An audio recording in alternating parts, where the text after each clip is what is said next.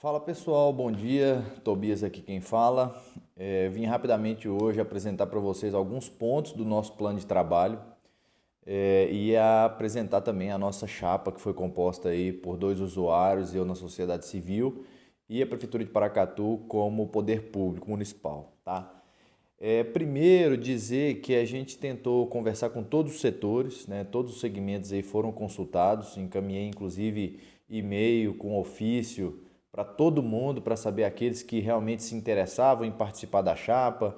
Liguei para outros e a gente foi coletando a informação das pessoas que pretendiam estar conosco nesse processo, né? As pessoas enviaram manifestação desde o começo e fomos construindo a chapa com bastante diálogo, né? Insistimos ainda muito com outras entidades para fazer parte desse processo conosco. Mas também entendemos que é difícil, né? Algumas pessoas não se sentem preparadas, outras pessoas têm limitação de tempo, outras pessoas já têm outras atribuições, o que fica realmente muito difícil de participar. Mas conseguimos chegar a uma chapa em um momento final muito importante. Conversamos e decidimos as pessoas, as entidades, pessoas que são comprometidas com a causa, né? Com a questão da gestão de recursos hídricos, da mesma forma pessoas que têm já uma participação na gestão de recursos hídricos, cada um no seu setor, cada um no seu segmento. E eu acho que isso é muito importante, isso ser representado, porque demonstra o expertise de cada um, né? Essas pessoas terem já essa experiência aí. Na nossa chapa que a gente encaminhou para o IGAN provavelmente encaminhou para todos os conselheiros, a gente apresenta o meu nome como presidente, né? Eu sou formado em engenharia ambiental, fiz várias especializações ao longo da minha carreira. Fiz também, participei de muitos comitês, de vários comitês em nível federal, em nível local. O Movimento Verde já esteve no Paranaíba PN1, já esteve no PN2, já participou também do Urucuia no passado, mas nos últimos tempos estava muito focado no CBH São Francisco, no CBH Paranaíba e no CBH Paracatu. Então a gente teve uma atuação muito presente nisso. Também o Movimento Verde atua nos conselhos de política ambiental, são os conselhos que aprovam os licenciamentos em Minas Gerais. Fizemos parte disso por mais de 15 anos. Eu pessoalmente participei por 12 anos. Fui conselheiro também do Conselho Estadual de Recursos Hídricos. O Movimento Verde também já foi do Conselho Nacional de Recursos Hídricos e hoje o Movimento Verde ocupa, que a gente discute ali regramentos para todo o país e cada estado deriva desses regramentos para criar as leis estaduais, né? Então, eu acho que temos experiência demais para contribuir. Eu acho que em nível técnico e em nível de conhecimento a gente está bem à frente aí. Acho que temos muito a alcançar ainda e desenvolver esse comitê que está começando agora, né? Na vice-presidência, nós convidamos o Marcelo Perondi, ele que é produtor rural. Ele hoje é o presidente da BHP, né, que é a Associação da Bacia Hidrográfica do Rio Ponte Grande Piratinga. Ele também é membro da Irriganor, aí, membro da diretoria da Irriganor. Ele é um cara que já atua há muito tempo lá no SF8, que é o Urucuia. Ele já participou do comitê por muito tempo, já foi presidente dos sindicatos produtores, então representa bem os usuários do Urucuia. Eu acho que foi uma escolha inteligente, um cara que se dispôs a estar conosco aí e a gente agradece muito a confiança, acho que pode agregar muito para a gente. Na secretaria, nós convidamos a Thaís Nascimento, representando a Irriganor. A Irriganor é muito conhecida, é a entidade que representa os usuários. Tem atuação em todo o território, tanto o SF7 quanto o SF8. Na verdade, expande, vai além, né? O Noroeste vai além do 7 e 8. E a Thaís, ela vem participando e representando a Irriganor no Paranaíba Federal, vem participando também no São Francisco Federal. Então, eu acho que é uma pessoa que está dentro do processo, é uma pessoa que já tem experiência nessas atuações. Eu acho que vai trazer para a gente muita lucidez e muita luz a participação dos usuários na secretaria, tá? É uma pessoa que fica dedicada às suas funções. Eu acho que isso vai trazer para a gente realmente uma maturidade muito grande, vai ajudar a gente no trabalho aí, tá? Ela, por formação, ela é engenheira agrônoma, fez MBA em perícia, auditoria e gestão ambiental, fez também várias outras pós-graduações e, como eu falei, tem sim uma experiência aí que pode agregar bastante para a gente. Na Secretaria Adjunta, nós convidamos a Prefeitura de Paracatu. Nós sabemos aí que o poder público ele precisa estar na chapa, tanto estadual quanto municipal, não faz diferença, via de regramento do regimento interno. Porém, nós entendemos aí, das opções que a gente tinha, nós entendemos que a Prefeitura de Paracatu é uma parceira importante e eu acho que pode trazer muito bons resultados, ter um poder público municipal atuante e forte como é Paracatu, né? E para exercer a posição nessa cadeira, nós convidamos o secretário de governo do prefeito, né? A gente conversou muito com o prefeito, conversamos aí sobre as opções que a gente tinha, tanto de prefeitura quanto de escolha de pessoa para estar ali. E o Leonardo, por ele ter essa capacidade de articular em todo o governo, a gente convidou ele, né, como secretário de governo, para estar na cadeira. A gente entendeu, né, naquele momento que o secretário de Meio Ambiente não queria compor chapa, não queria estar presente numa chapa. E apesar de ser uma pessoa muito capaz, muito competente, ele não queria estar na chapa. Eu acho que isso traz para a gente a reflexão de que a gente tem que respeitar também os limites de cada um, né? O Leonardo, apesar de ter 1000 coisas, ele topou o desafio, ele viu também a importância de estar no Comitê de Bacias. Eu acho que isso facilita bastante para a gente aí ter uma pessoa capaz e inteligente como ele. No nosso plano de trabalho, nós colocamos algumas visões e objetivos que nós temos de forma abrangente, mas eu vou chamar a atenção para alguns pontos, né? Primeiro, dizer que a gente tem que atuar sempre, não podemos deixar de perder de vista, não podemos perder de vista isso, que é atuar na preservação e recuperação ambiental. Nós sabemos que a nossa região é uma região extremamente demandada pelo agronegócio. Não que isso seja ruim, mas isso, querendo ou não, anda em paralelo com a devastação do cerrado, né? Hoje a gente vê, existem muitas críticas, que o cerrado foi realmente devastado em razão da expansão agrícola. Por um lado, isso não está completamente errado, mas também não está completamente certo. Nós temos aí a necessidade de atuar na preservação e recuperação de algumas áreas que não são utilizadas para o agronegócio. E a gente vê que na nossa região ainda carece muito de boas práticas agrícolas, de assistência aos produtores, os pequenos produtores, porque o grande produtor ele tem já a sua equipe, ele tem uma organização administrativa e técnica que possibilita boas práticas. E para as pequenas comunidades, para os pequenos produtores, isso ainda carece um pouco. E a gente acaba encontrando muitas áreas agrícolas mal manejadas, né? Então a gente tem que sim atuar tanto na preservação das áreas protegidas quanto da preservação dos solos dessas propriedades, né? Eu acho que isso vai ser uma conquista muito grande se a gente conseguir trabalhar isso aí no nosso Comitê de Bacias nos próximos 2 anos. E a gente tem que sim preparar o comitê para conseguir atuar nisso. Como que a gente vai conseguir isso, Tobias? A gente precisa trabalhar nos controles de erosão, como eu comentei, trabalhar os projetos de reflorestamento e recuperação de áreas degradadas, trabalhar também com o monitoramento da qualidade de água, né? Obviamente que tem a qualidade e a quantidade, a gente tem que olhar para isso também. A gente consegue observar um exemplo muito bom disso, que é o Paracatu. Aqui na Bacia do Paracatu teve um projeto de recuperação hidroambiental na Bacia do Santa Isabel, que já vem sendo construído através do ZAP, né? Essa recuperação já vem sendo construída através do Zoneamento Ambiental Produtivo elaborado pela Irriganó. E hoje, né, esse ano, 2024, o Santa Isabel não apresenta tantos problemas. E muito provavelmente que um desses benefícios, né, é realmente um dos motivos desse problema não estar aparecendo, da gente não estar sem água na cidade. Muito provavelmente são esses projetos que foram feitos. Então a gente consegue observar o resultado imediato com projetos de recuperação hidroambiental. E obviamente que existe ainda a possibilidade de a gente trabalhar aqui na nossa região o programa Produtor de Água. Esse é um projeto que ele está sendo muito apresentado pelo nosso amigo Dirceu, lá do CBH São Francisco, e do SF1. Ele é um cara muito atuante, um cara muito experiente, ele vem atuando na construção desses projetos. O programa Produtor de Água, ele consiste em a gente executar algumas ações na propriedade, na propriedade rural, E nessa propriedade a gente paga pelas benfeitorias feitas. Aí uma empresa, por exemplo, Eletrobras, que tem a aplicação de muitos recursos na nossa região, que está disponível, né, na Bacia do São Francisco toda, executar projetos de muitos bilhões de reais.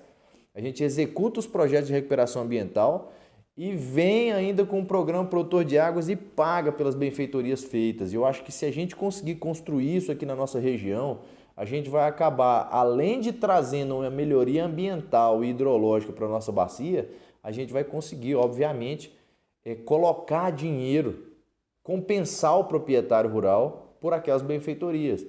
Eu acho que isso vai ser assim, um feito se a gente conseguir executar isso aqui. E ainda, para quem quiser pesquisar mais sobre o Programa Produtor de Águas, é a Lei 14.119 de 2021, a lei federal. Eu acho que isso aí vai ser realmente uma conquista muito grande se a gente conseguir trazer isso para o nosso território, tanto o SF7 quanto o 8, obviamente.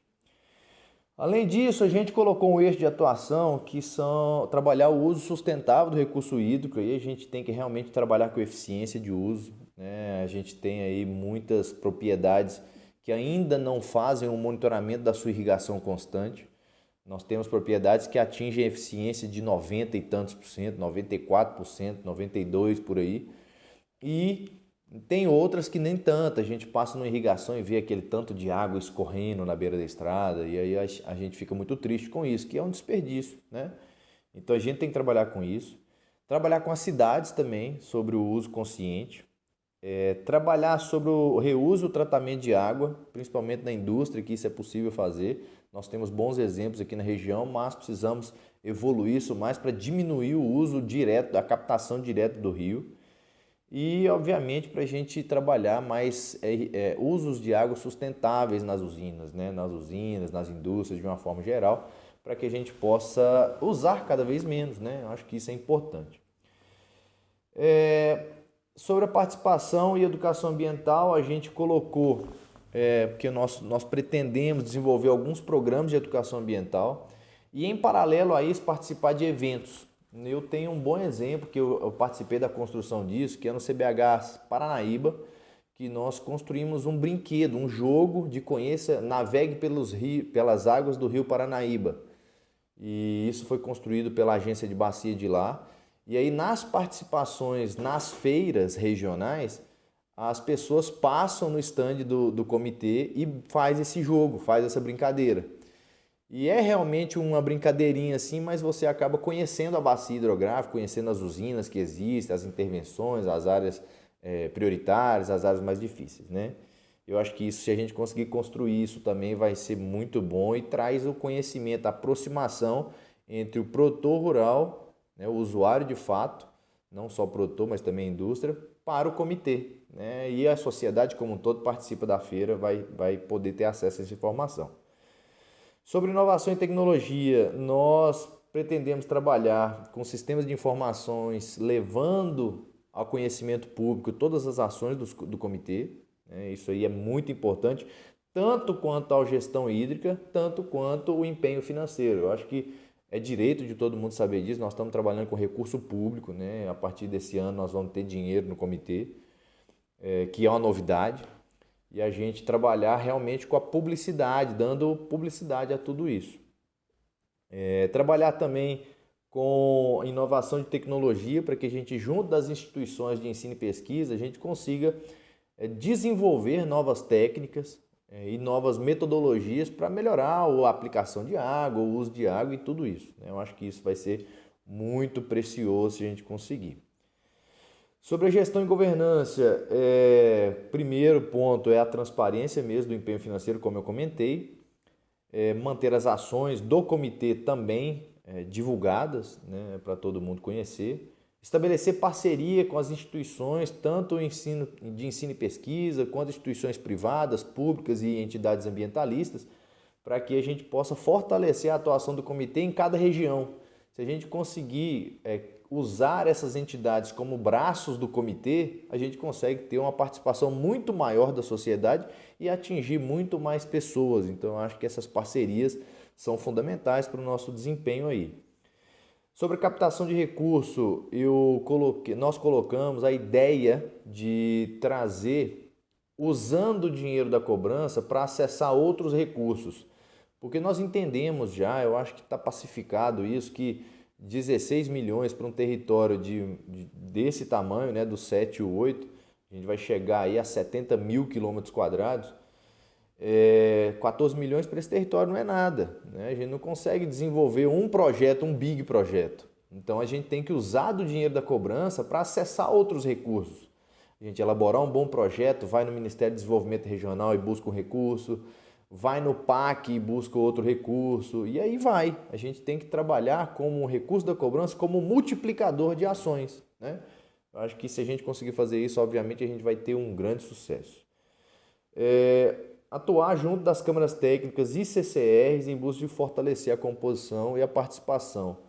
É outra vertente da nossa atuação, porque não adianta ter uma diretoria forte e não ter as câmaras técnicas funcionando. O que adianta a gente ter uma diretoria que vai funcionar, vai impulsionar tudo, e quando o IGAM mandar um processo de grande porte para o comitê deliberar, a Câmara Técnica não delibere sobre e fique parado o processo, né? Então a gente precisa realmente atuar com a Câmara Técnica forte, uma Câmara Consultiva Regional também forte, recebendo as demandas da sociedade e, obviamente, a gente poder caminhar aí com um comitê bem fortalecido, tá?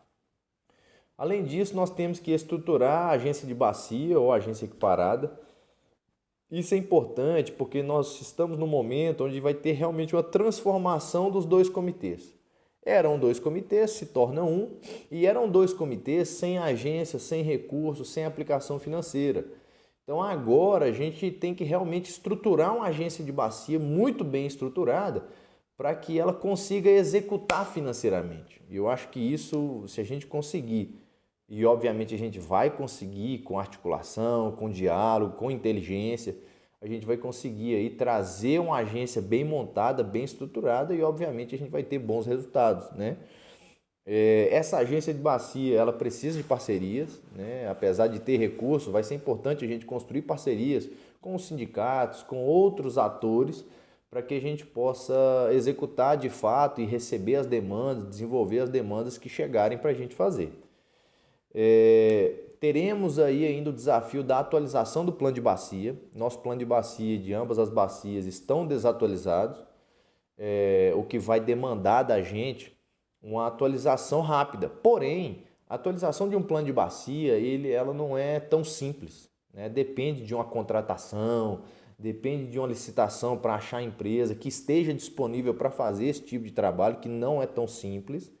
Às vezes a gente acha que é só atualizar uma data e não é, a gente tem que saber os usos, os impactos, os problemas, os desafios, as qualidades de água, como é que é, a classificação de cada corpo d'água. Então a gente tem que realmente fazer audiência pública, não é um trabalho tão simples. Para você ter ideia, a atualização do plano de bacias do Paranaíba Federal, ele tem um contrato de 2 anos e 8 meses para fazer a atualização, ou seja, não é simples de fazer. O que a gente precisa nesse momento, para já começar a aplicação financeira, já começar a desenvolver algumas coisas, é de fato a gente atualizar o manual operativo. Esse manual operativo vai possibilitar que a gente faça empenhos financeiros, né, de fato. E aí a gente vai poder descrever ali quais ações que a gente quer nesse manual operativo e em cima do manual operativo a gente preparar o Plano Orçamental 2024 e o Plano Orçamental, o PAP e POA, né? O PAP, para quem não sabe, é o Programa Plurianual. Então ele vai versar sobre 4 anos da agora para frente, ou 5 anos, depende do que a gente decidir no comitê. E a gente, dentro do PAP, tem ali algumas previsões, algumas linhas de ações para que a gente possa realmente aplicar o recurso financeiro. E usando essa referência do manual operativo, o PAP, a gente constrói o POA, que é o Plano Orçamental Anual, de 24, de 25 e 26. Cada um vai sendo feito na medida que vai ser necessário. Imediatamente a gente tem que fazer o 24, o PAP 24 a 20 e tantos lá, no 28, 29, e faz o POA 24. Executa, quando chegar em dezembro a gente discute o POA 25. O POA 25 tem lá todas as suas aplicações financeiras também. E no final de 25 constrói o POA 26. Aí a gente, dentro dessa aplicação financeira, quais são as metas principais que a gente tem que observar? Que a agência de bacia e o comitê, ele é pontuado conforme a aplicação financeira prevista e executada. Então, essa vai ser nossa meta. A gente vai construir um planejamento e vai trabalhar em cima desse planejamento, que essas são nossas metas. Não adianta a gente falar que a gente vai aplicar em 2024 10 milhões. A gente não sabe se a gente vai ter essa capacidade ou se a agência de bacia vai ter essa capacidade. Então, isso vai ser construído juntamente da agência e consultando todos do comitê. Para 2025, a gente já vai ter uma noção mais ou menos de recursos que a gente vai receber, tanto do FIDRO quanto da cobrança, para a gente poder empenhar esses recursos, obviamente em diálogo constante com o IGAM, e a gente poder seguir essa métrica ali, e essas serão nossas metas de atuação e de empenho financeiro. Ainda, nós tentamos trazer no nosso plano de trabalho as metas, indicadores, alegando isso sobre essa história do PAP e POA, para vocês se familiarizarem mais. E também pretendemos buscar maximizar a participação de todos. Buscamos maximizar a participação de todos os conselheiros nas reuniões ordinárias e câmaras técnicas do comitê, porque é muito comum nesse primeiro momento, eu já estou há muito tempo envolvido com o comitê de bacias, nesse primeiro momento a gente tem uma participação muito grande, o pessoal articula bastante, debate, quer fazer parte de diretoria, quer fazer parte de câmara técnica, e na medida que o trabalho vai andando, o pessoal vai largando o barco.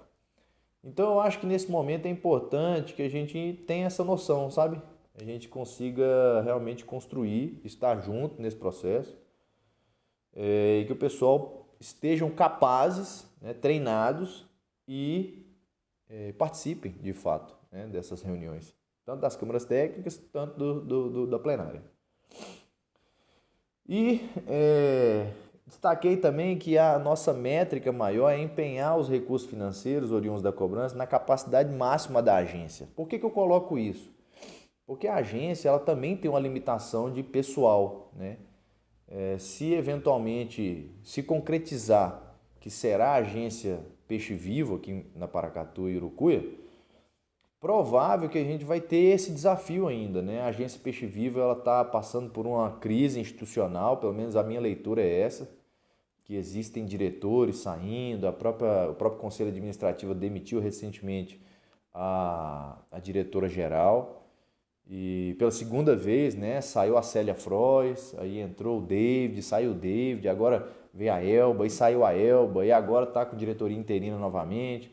E me falaram já que o Thiago Campos já saiu também, então eu estou entendendo que existe ali uma crise institucional que a gente vai ter que realmente ajudar eles a mediar isso e superar isso, para que a gente não sofra com pouca aplicação de recursos, né? Então a gente tem sim a limitação de ter uma agência de bacia. E essa agência de bacia ela precisa estar preparada, ela precisa estar forte e alinhada conosco para que a gente possa ter o empenho financeiro que a gente precisa, né, que a gente pretende. Sobre o cronograma de ações, eu coloquei 2024 a gente trabalhar com a estruturação da sede e a instalação da agência de bacia, assim como estruturar e compor as câmaras técnicas e as câmaras consultivas, né, do Paracatu e Urucuia. Ainda em 2024, construir o PAP 24-28, e o POA 24 e 25. São as metas para 2024. Dá para a gente falar de aplicação de recurso? Ainda não, porque as cobranças iniciaram agora, né? Dia 31 de julho vence a primeira parcela. E aí a gente vai ver como que isso vai se desenrolar com o IGAM, se vai ter muita inadimplência, se vai ter pouco, mas a gente vai ter que começar a trabalhar junto dos usuários para existir esse pagamento, para existir essa divulgação aí, e a gente poder sim começar a receber um recurso quanto antes e começar essas ações de educação ambiental, de planejamento, de elaboração de projetos. Mas isso tudo depende da instalação e operação da agência de bacia.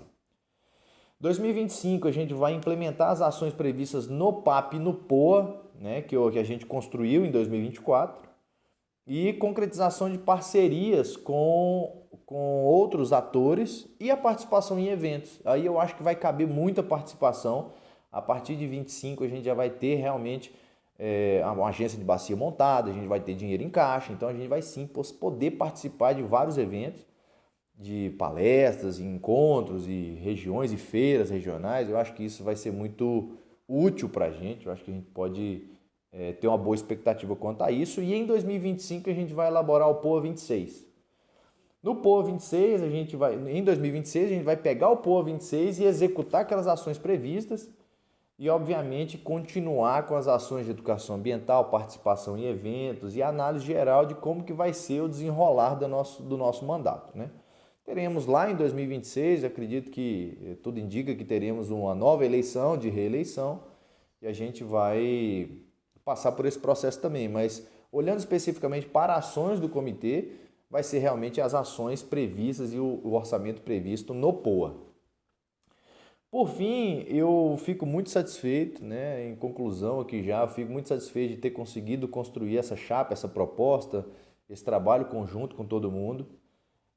A gente conversou muito, eu tive várias reuniões, vários telefonemas. Eu quero agradecer aqui a todos da sociedade civil que se dispuseram a conversar comigo desde o começo, a todos os usuários que a gente conversou muito. Quero dizer que, se depender desse presidente, nós estaremos juntos nesse processo, o mais transparente possível, mais abertamente possível.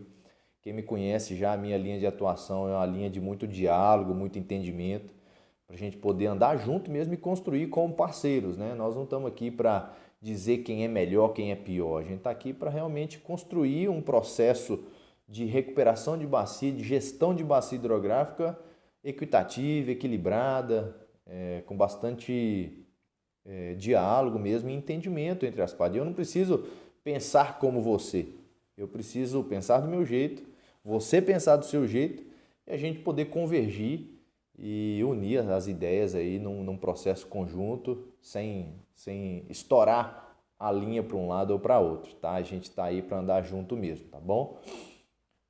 Ainda no anexo da nossa proposta existem alguns eixos de atuação que eu vou sugerir para você ler também, que tem maior detalhamento ali do que a gente espera fazer com cada ação aí no nosso comitê, tá bom?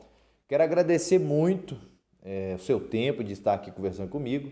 Eu acho que a gente tem muito a crescer ainda e eu fico aguardando vocês para que a gente possa construir muito mais ainda, beleza? Um abraço e até mais.